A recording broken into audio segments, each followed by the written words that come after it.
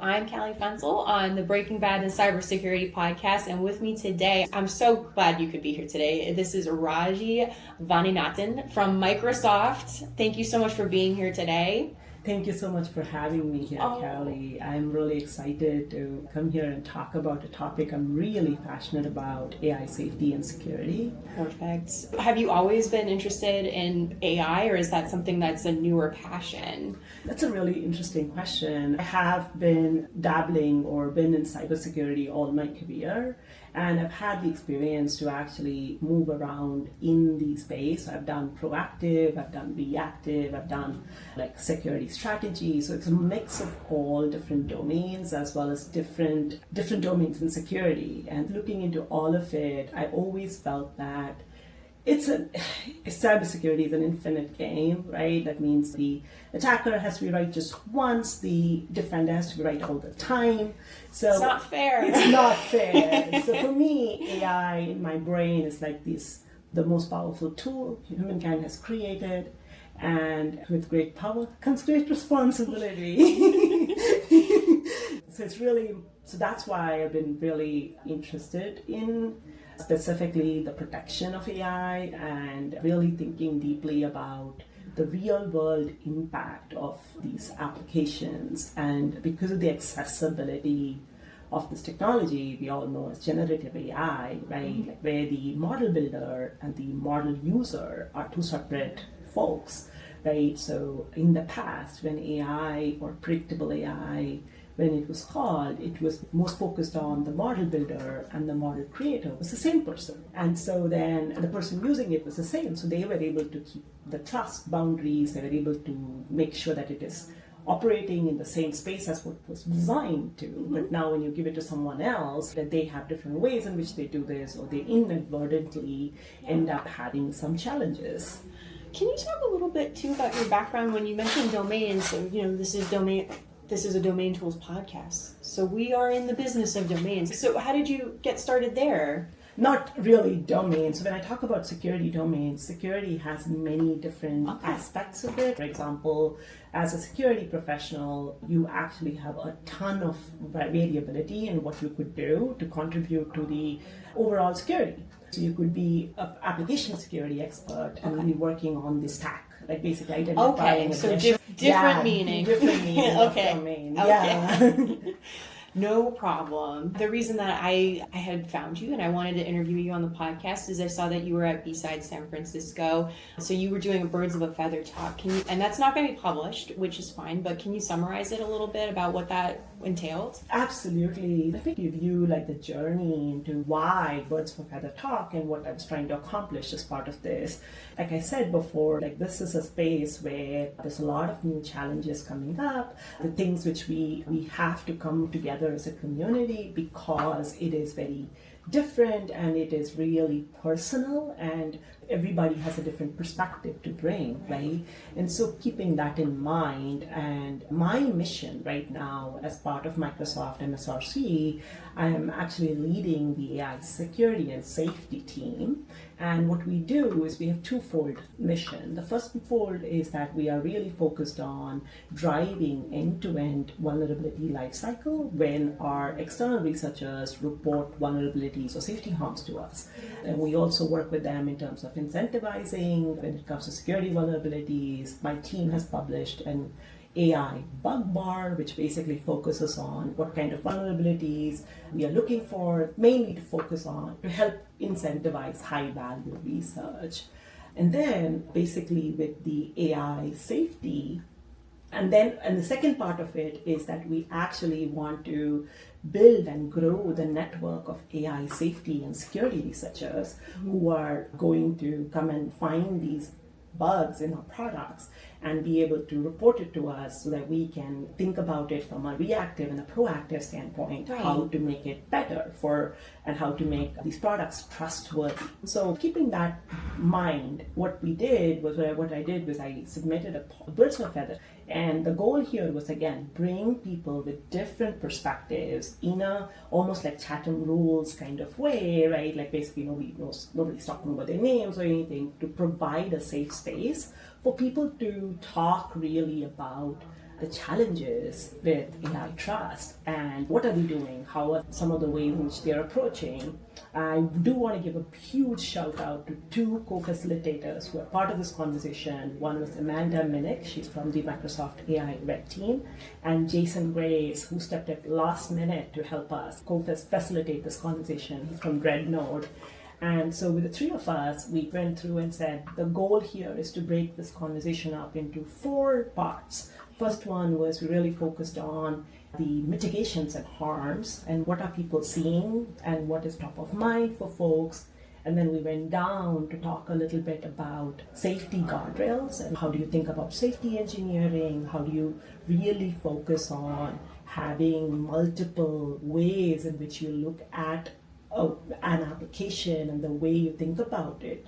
So basically, you're really focusing on a system impact. You're focusing on it from an attacker's perspective. Then you're focusing on it from what is the impact when this is used in the real world. Right? So basically, what the user impact is. Thinking about it holistically. So we talked a little bit about that. And then we jumped into a little bit of bug bounty and how are we thinking about external reporting and CVD and incident response, right? Like with this world of AI, we are doing everything we can to mitigate, but we also have to be really prepared to, like, basically what is left over. Are we making sure that our incident response plans and our incident response language are all coming together and are actually getting better, or basically we are coming to a point where everybody is able to understand this new language. You're pulling in brand new teams because you're thinking about safety, you're thinking about different aspects, which legal, and so there's a cross-functional team who needs to understand this new place. That's what we wanted to do. And then we also touched a little bit of AI agents. The result of this kind of B-side session was that we had a lot of congratulations. Lots of juicy conversations. It was a very varied conversation, right? Like it went from philosophy to really technical stuff, and then again jump into philosophy and some examples. Yeah. So it was actually it's very a liberal art, coded. And it's both sides, right? We talked about AI being a tool, about being in schools, how about in how is it helping or not helping with, or bringing together or throwing highlights on the bias that we're seeing in AI. So we talked a lot about different things. I did not expect this to have a conclusion per se. So basically what I'm doing now is taking that mindset and saying it's very clear that the community needs to come together to talk about this. And so more than talking, I think the next step is we want to continue these conversations. So we've actually created a little Discord group. It's called Guardians of AI Safety. Oh, cool. And right now, if anybody's listening to this podcast and want to know more about it, please reach out to me on LinkedIn. That'd be a great place. We can include a link to the Discord. Absolutely, we can do that as well. And the goal there, again, is to identify these problems, and then basically whoever is passionate about solving problems, we come together and we help to solve it. And so we can create work streams and create some plans and see how we can start thinking about it. In the space, as I've been working on this for a year and a half almost now, specific domain, some of the challenges I have noticed is specifically in the focus of AI and coordinated vulnerability disclosure. Like coordinated vulnerability disclosure is something Microsoft has been following and a lot of companies have been following. The goal is that we work with our external researchers. When they find a vulnerability, they report it to us, and then they to the owner of the product, and then we basically fix it, and then we release it together. Like basically in keeping in mind that the customer safety and customer security is top of mind for us. Join us for Decoding Domain Intelligence Trends on June 11th, a dynamic panel unpacking the critical role of domains and DNS in both attack and defense. Plus, earn CPE credits while you learn. In 2024 alone, over 106 million new domains were observed, nearly 289,000 per day. What patterns lie beneath the surge, and how can defenders use domain intelligence to stay ahead of threat actors? DNS experts Daniel Schwalbe from Domain Tools, Raymond Dihorn from Serble, and Peter Lowe of First will discuss domain intelligence techniques for proactive threat hunting. This is ideal for security researchers, threat intelligence analysts, brand protection teams, and incident responders. The panel will address surprising trends in 2024 that challenge their assumptions about domain-based threats, the new role TLDs play in threat actor strategies and how security teams should adapt their detection systems to account for them, what the domain registration spikes around major events tell us about the evolving tactics of threat actors, and how the security community can better share domain intelligence data to improve collective defenses without compromising privacy or operational security. Again, this will be a panel discussion held on June 11th from 10 a.m. Pacific time to 11 a.m. Pacific time. And if you attend live, you can receive CPE credits. We hope to see you there. What kinds of attacks have you seen, like with AI, like where threat actors are using AI? What kind of examples have you seen? Like when you talk about that in that Discord group, is that something that is focused on? Or I'm just wondering, as we've been talking as a community about the changing landscape and people using generative AI, has it been more prevalent amongst threat actors, or would you say they haven't adopted it yet? More from, is your question focused on threat actors using AI to maybe make a more convincing phishing lure, or making absolutely. Okay, so they're capitalizing they on are it. capitalizing. Okay. I think it's starting to get more prevalent. Threat actors, in general, phishing attacks have become harder to detect because it's no longer about a misspelled phishing message. They are leveraging AI as a tool to help craft it in a more convincing manner. So again, it's because of the accessibility of AI and the fact that you can converse with it in a natural language manner. Okay.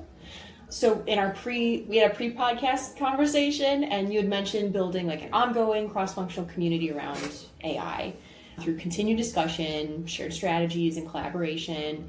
So what does that mean? If people who are listening to this wanted to know more about what that is and what the goal is, what would you say about that? Yeah, so really the goal is, in order to bring cross-functional, cross-organizational groups together, right, you need three things almost. First one is you need diverse perspectives, because in this space, we do need that diversity, right, to basically have different lived experiences so we can understand the problems from different perspectives and be able to come up with solutions and mitigations which will be everlasting and it will actually have a better impact. So that's really important. That's one of the things we want to do as part of this. And when you say diversity, you mean like different backgrounds? Like when you said in the B-Sides talk, you talked about philosophy, then you talked about technology. Is that more what you mean when you say diversity? Absolutely. So like lived experiences, right? Yeah. Like somebody who could be an AI researcher, somebody could be an AI developer, someone could be just like an AI enthusiast, someone's like working on awareness. So then they all have different perspectives they bring when they come to this.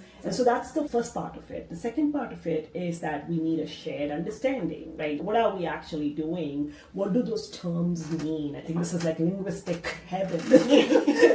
Or maybe nightmare. I don't know which one. It's to the eye of the beholder.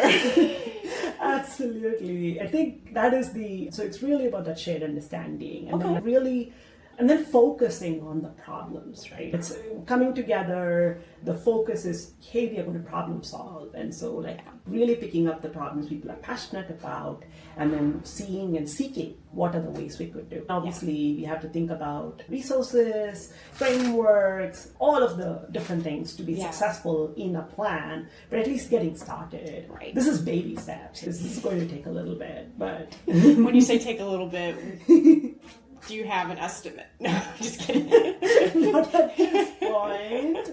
But running a lot of projects and programs all my career, I'd say it's not going to go according to plan. There's going to be things I'm going to need to manage and pivot. But the goal is to be iterative and informative for the audience. Mm-hmm. And the third thing is, in any kind of collaboration, it cannot be a one and done conversation. It can't be like one panel and you're like, done. We've solved it. Yeah.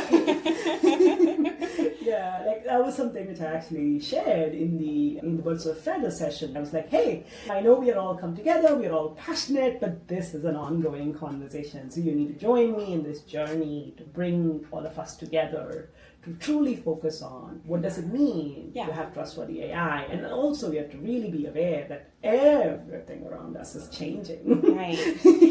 Yeah, but like in terms of the ongoing conversation, how do you prevent fatigue? Because I think I think people want an easy fix, but they're like you said, like this won't be solved like relatively soon. So like how do you make sure people who are engaged stay engaged? Very great question, right? If we can take some good examples, or we can look at things like OWASP, right? The OWASP top 10 has been like the guiding standard for security vulnerabilities for many years. And then similarly now, the group has come together for a top 10 LLM vulnerabilities. And so it's about that passion and driving it forward. So I guess like the most important thing is identifying the problem and then identifying the plan. And like I said, we need to have a plan, but we don't know the plan will go according to. Yeah, plan's going to change, and you have to be willing to pivot. Yeah, absolutely. And things are going to change all over us. Everything changing, right? All the time, the tools are getting better. People are learning new things, and there's new different applications coming out. Lots of different. So kind of keeping that in mind. Absolutely, I think it's really important for us to focus on a space which is not like boil the ocean, but really focus on this is our like 3 things we are going to do. Yeah. I love 3 because it just makes it easier to count it. 1, 2, and 3. Good things coming through. That too, maybe. Yeah, that's how I was thinking about and fatigue. It is something we should recognize, and like we need people who are tenacious because this is a hard problem and we need to really be able to push it forward. A lot of times I would say the folks who are dealing with this on a daily basis or dealing with the outcomes or the outbursts of kind of what is happening, and they would stay engaged in it. How do you mitigate like the noise in these conversations where maybe there's disagreements, there's so many disagreements maybe perhaps that it's just like nobody's being heard? Like how do you solve for that? It's interesting you bring that up. That kind of happened at the Feather session as well, right? Like a lot of people, there were some loud voices and there was some not so much. But I think it's important to bring everybody's perspective and have a growth mindset, right? Like basically, I think the most important thing is that shared understanding as well as some shared rules, right? Shared rules of, hey, these are the things we are going to do. This is how we are going to step back and look at it. This is like any hard problem you will solve. If you're going to play a video game and you're like, hey, this is the way I'm going to do it, and at level 17 becomes really challenging. Then at level 17, you have to pivot. You're like, that's not the way. That is not my backpack, or I need to do something else. I need to find this new secret code or whatever. So I think keeping flexible and making sure that the folks who are engaged in it are truly serious about the problems they're solving. That's important. Yeah. And that is probably the hardest thing, I would say, to keep that momentum going. Yeah. But it does fall to the organizers or the leads in the group, and kind of also helping people have a role. Like you can create some accountability and say, these are your roles, this is what you go research on, and then trust that the person coming back to you is going to do their best. And then again, and the goal again is to help create some iterative outputs so people don't feel like so bored or nothing's happening. So basically it's like one step at a time. Yeah. Okay. What would you say are some of the biggest challenges in ensuring AI systems are ethical and trustworthy? And do you get responses when you say making AI systems trustworthy and ethical from the peanut gallery? Is it possible to make them such?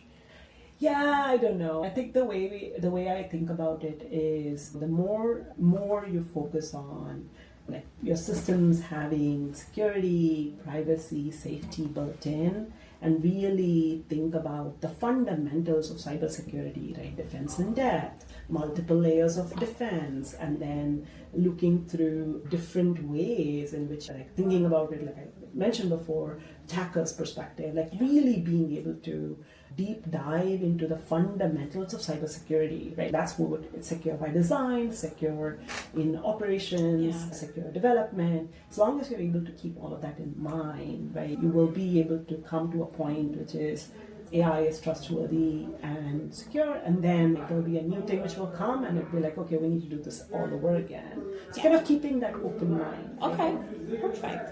And then I think my final question for you would be like, how's the role of the public-private partnerships playing in promoting responsible AI? Can you share any success stories of that? Yeah, so I would say that a public-private partnership is absolutely required in this case, and that is one of the reasons why I was like, hey, we need this cross-functional, cross-organizational group.